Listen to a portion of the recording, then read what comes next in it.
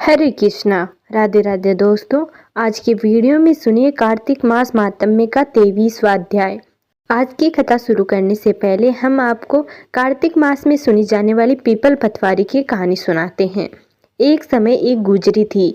उसने अपनी बहू को एक दिन दूध दही बेचने को कहा। वह बेचने गई तो रास्ते में औरतें पीपल पतवारी सींचती हुई दिखी। इस पर उसने उन औरतों से पूछा, यह आप क्या कर रही है? औरतों ने कहा कि हम पीपल पतवारी सींच रहे हैं। इससे घर में धन धान्य बढ़ता है और खोया हुआ पति मिल जाता है। बहू बोली, ऐसी बात है तो मैं भी पानी की जगह दूध व दही से सींचूंगी। गुजरी बहू ने रोज दूध दही बेचते समय पीपल पतवारी को दूध दही से सींचना शुरू कर दिया। जब सास दूध दही के पैसे मांगती तो वह कह देती कि महीना पूरे होने पर हिसाब दे देगी। इसके बाद जब कार्तिक का महीना पूरा हो गया तो वह पीपल पतवारी के चरणों में पड़ गई।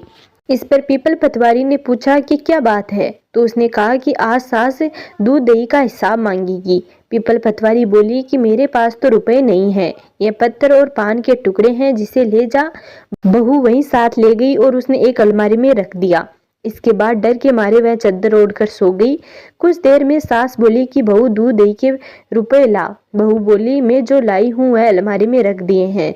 सास ने अलमारी खोलकर देखा तो उसमें हीरे मोती जगमगा रहे थे। धन का भी ढेर लगा हुआ था। सास ने बहू को आवाज लगाई, बहू इतना धन कहाँ से लेकर आई है? बहू ने आकर देखा तो सच में धन के भंडार भरे थे। इस पर बहू ने सास को सारी बात बता दी। सास ने कहा कि अब मैं भी कार्तिक मास में पीपल पतवारी को सींचूंगी। इसके बाद जब कार्तिक मास आया तो सास दूध दही बेचने लगी, पर वह दूध दही बेचने के बाद खाली हांडी में पानी डालकर उससे पीपल पतवारी में पानी डाल देती। पूर्णिमा के दिन उसने अपनी बहू से कहा कि वह उससे दूध दही के रुपए मांगे। जब बहू ने रुपए मांगे तो वह भी पीपल पतवारी के चरण पकड़कर कहने लगी कि बहू मुझसे रुपए मांग रही है। इस पर पीपल पतवारी ने उसे पत्थर व पान के टुकड़े दे दिए, जिसे सास ने अलमारी में ले जाकर रख दिया। इसके बाद जब बहू ने अलमारी खोलकर देखा तो उसमें कीड़े मकोड़े मिले। इस पर हर कोई कहने लगा कि बहू तो सत की भूखी थी, लेकिन सास ने धन की भूखी होकर पीपल पतवारी को सींचा था, इसलिए उसे फल नहीं मिला। कथा के अंत में कहा जाता है कि पतवारी माता ने जैसा बहू को फल दिया वैसा सबको दे, और जैसा सास को फल दिया वैसा किसी को भी नहीं दे। तो ये थी पीपल पतवारी की कहानी। अब शुरू करते हैं कार्तिक मास महात्म्य का 23वां अध्याय। नारद जी बोले, हे राजन, यही कारण है कि कार्तिक मास के व्रत उद्यापन में तुलसी की जड़ में भगवान विष्णु की पूजा की जाती है। तुलसी भगवान विष्णु को अधिक प्रीति प्रदान करने वाली मानी गई है। राजन, जिसके घर में तुलसी वन है वह घर तीर्थ स्वरूप है, वहाँ यमराज के दूत नहीं आते। तुलसी का पौधा सदैव सभी पापों का नाश करने वाला तथा अभिष्ट कामनाओं को देने वाला है। जो श्रेष्ठ मनुष्य तुलसी का पौधा लगाते हैं वे यमराज को नहीं देखते। नर्मदा का दर्शन, गंगा का स्नान और तुलसी वन का स्पर्श, ये तीनों एक समान कहे गए हैं। जो तुलसी की मजरी से संयुक्त होकर प्राण त्याग करता है वह सैकड़ों पापों से युक्त ही क्यों न हो तो भी यमराज उसकी ओर नहीं देख सकते। तुलसी को छूने से कामिक, वाचिक, मानसिक आदि सभी पाप नष्ट हो जाते हैं। जो मनुष्य तुलसी दल से भगवान का पूजन करते हैं वह पुण्य गर्भ में नहीं आते, अर्थात जन्म मरण के चक्कर से छूट जाते हैं। तुलसी दल में पुष्कर आदि समस्त तीर्थ, गंगा आदि नदियां और विष्णु प्रभृति सभी देवता निवास करते हैं। हे राजन, जो मनुष्य तुलसी के काष्ठ का चंदन लगाते हैं उन्हें सहज ही मुक्ति प्राप्त हो जाती है और उनके द्वारा किए गए पाप उनके शरीर को छू भी नहीं पाते। जहाँ तुलसी के पौधे की छाया होती है वहीं पितरों की तृप्ति के लिए श्राद्ध करना चाहिए। जिनके मुख में, कान में और मस्तक पर तुलसी का पत्ता दिखाई देता है उनके ऊपर यमराज भी दृष्टि नहीं डाल सकते। फिर दूतों की तो बात ही क्या है।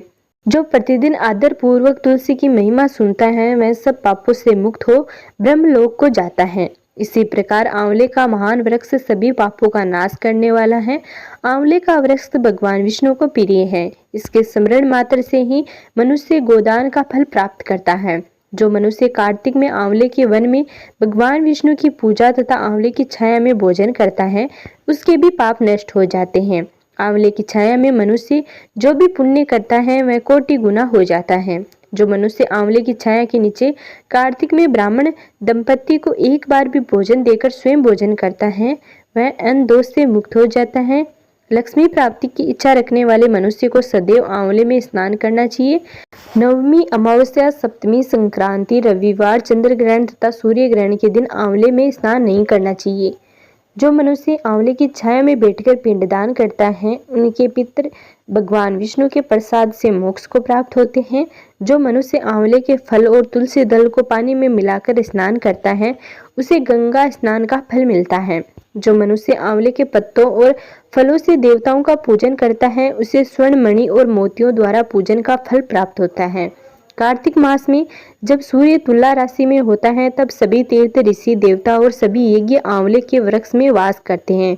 जो मनुष्य द्वादशी तिथि को तुलसी दल और कार्तिक में आंवले की छाया में बैठकर भोजन करता है, उसके 1 वर्ष तक अन्न स्पर्श से उत्पन्न हुए पापों का नाश हो जाता है। जो मनुष्य कार्तिक में आंवले की जड़ में विष्णु जी का पूजन करता है, उसे श्री विष्णु क्षेत्रों के पूजन का फल प्राप्त होता है।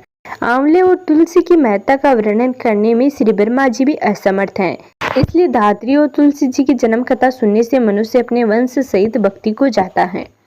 तो ये था कार्तिक मास महात्म्य का 23वां अध्याय।